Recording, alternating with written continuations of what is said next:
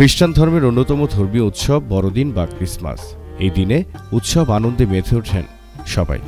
ঘর সাজানো থেকে শুরু করে রাস্তার আলোকসজ্জায় থাকে বিশেষ আয়োজন।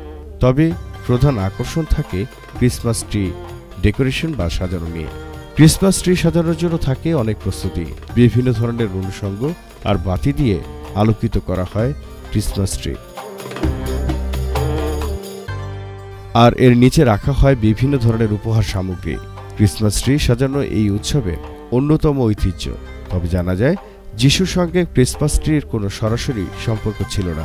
এমনকি বাইবেলেও ক্রিসমাস ট্রি সম্পর্কে কিছু লেখা নেই। তবুও প্রায় কয়েকশো বছর ধরে ক্রিসমাস ট্রি বড়দিনের অবিচ্ছেদ্য অংশ হয়ে উঠেছে।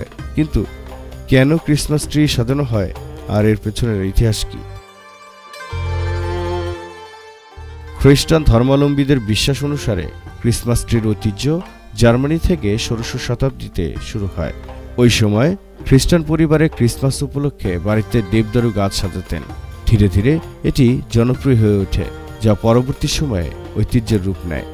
ঊনবিংশ শতাব্দীর মধ্যে ব্রিটিশ এবং আমেরিকান সংস্কৃতিতে ক্রিসমাস ট্রি সাজানোর ঐতিহ্য জনপ্রিয় হয়ে ওঠে। এরপরেই তা বিশ্বব্যাপী ছড়িয়ে পড়ে।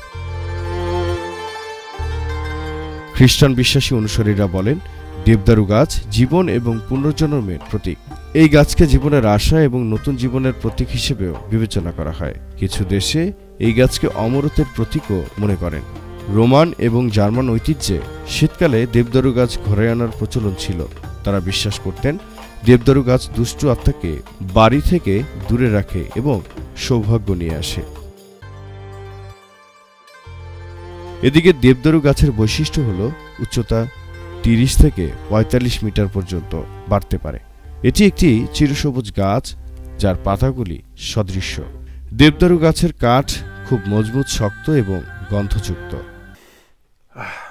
দেবদারু গাছের তেল এবং কাঠের বিভিন্ন স্বাস্থ্য উপকারিতা রয়েছে, যেমন এটি অ্যান্টিব্যাকটেরিয়াল এবং অ্যান্টিফাঙ্গাল গুণাবলী সম্পন্ন।